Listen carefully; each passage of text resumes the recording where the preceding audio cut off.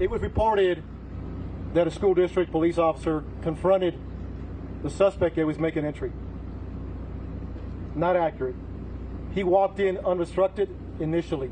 So from the grandmother's house to the bar ditch to the school, into the school, he was not confronted by anybody. To clear the record on that. Shocking developments in the tragedy in Texas that left 19 children and 2 teachers dead. Authorities updating the timeline on what happened and changing key facts. They now say the gunman was not confronted by a school safety officer and instead was able to walk into what police think was an unlocked door at the school without any resistance. Here is everything we know at this moment. At 11:28 a.m., the gunman crashes his car near the school, gets out, and immediately starts shooting at 2 people at a nearby funeral home. The suspect then jumps the school's fence and starts firing at the building. At 11:40 a.m., the gunman enters the school, quote, unobstructed, by going through what authorities believe was an unlocked door. He then goes down a hallway and into the classroom where police say he starts shooting. 4 minutes later, local police arrive, confront the gunman, and this happens. They hear gunfire, they take rounds, they move back, get cover. They don't make entry initially because of the gunfire they're receiving. But we have officers calling for additional resources. Everybody that's in the area, tactical teams, we need equipment, we need specialty equipment, we need body armor, we need precision riflemen, negotiators.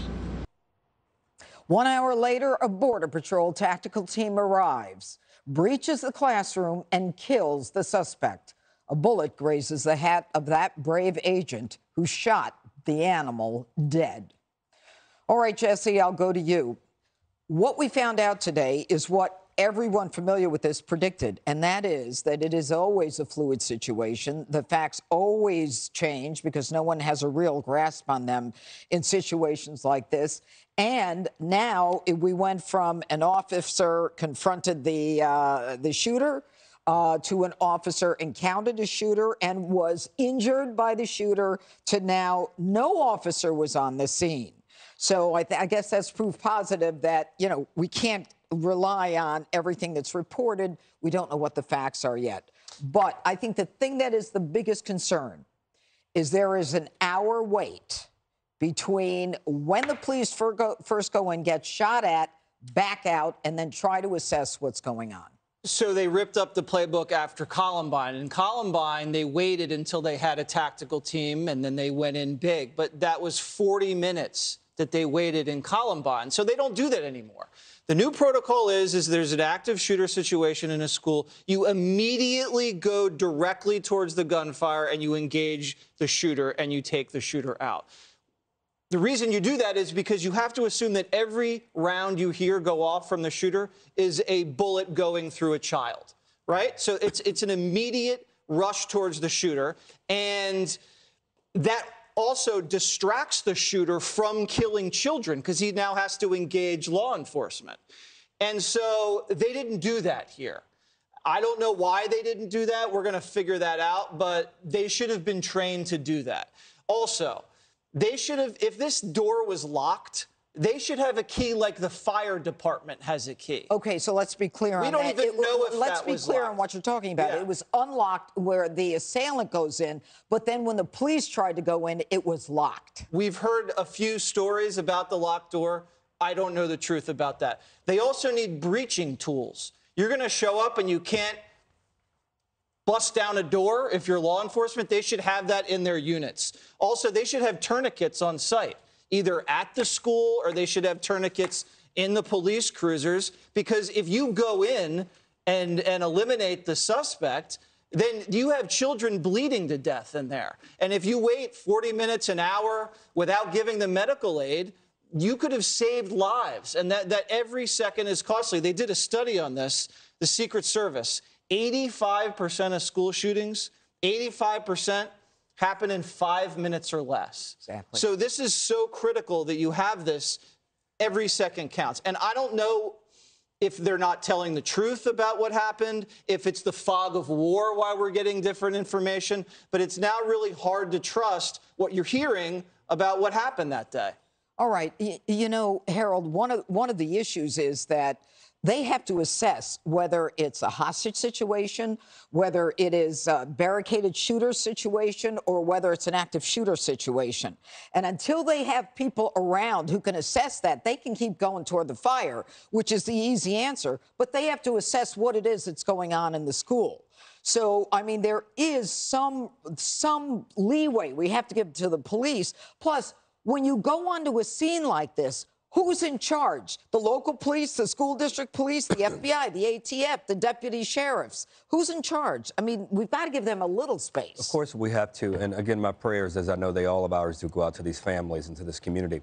But to build on Jesse's point, we as pedestrians and as parents of students or kids in those schools, we assume that teachers know their job, that police officers and law enforcement know their job. So I can't be for me to try to figure out, to sort out who's in charge on the scene. I would assume that would be the case. I've read probably one of the more interesting, if not daunting statements or reports I read also is to some of the things you guys were talking about, was that they were telling parents that they could not go in and that the police officers were not going in either.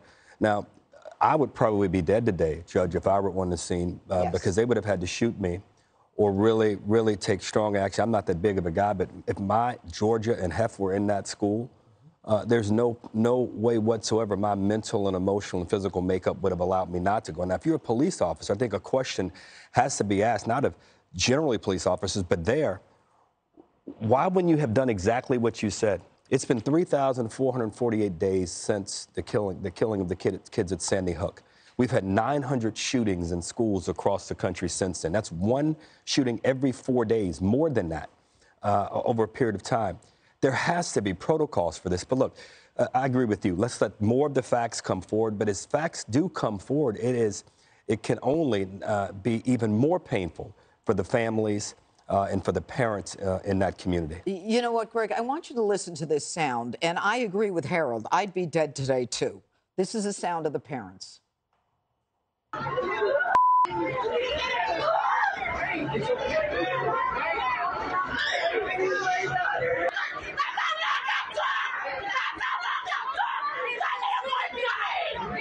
While the police are assessing what to do, those parents are screaming. The children are bleeding out, if indeed they were shot for the first few minutes. Yeah, I mean, it's terrible. And no doubt there will be investigations. There are devastated parents. This is how truth unfolds. It unfolds over time. And it's always been my personal feeling that you let the truth unfold over time. You know, I know that we're criticizing the reaction times of the police, but it's not like we're experts. And we do this a lot, but I would rather just wait for the facts to come out. I mean, sure, you could argue, should they have gone right in or should they have waited for SWAT? What was their training? But I'm not going to pretend that we're right when we come to situations. I mean, we're the media. We're terrible at rushing to judgment. We push out a lot of inaccurate material. A lot of the facts that have come out in this story have turned out not to be true. So we're getting another bite of the apple of this story, and I just would rather just pull back and start condemning people and what they should have done and what they should not have done, because the facts always end up changing in this stuff. It always does. They do. So I don't think there's any benefit to pushing out information, whether it is inaccurate or not, because, frankly, what the hell do we know? Really, what the hell do we know? We don't know. We weren't there.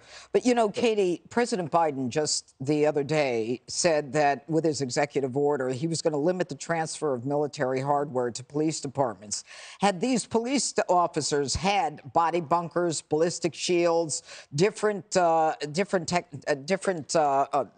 technology, whatever you want to call it, they could have gone in without waiting an hour. Right. They could have confronted him. I'm so glad you brought that up, because I was going to bring it up as well. You know, DHS in the past has been capable of transferring military-type equipment to local police departments like Uvalde, Texas, which is a very small town that doesn't have enormous resources. They don't have a big tax base, so they need funding or equipment from the federal government to be on the same level in terms of their training should something like this horrific, something this horrific happen in their community. It's difficult, it's expensive, the training takes a lot of time.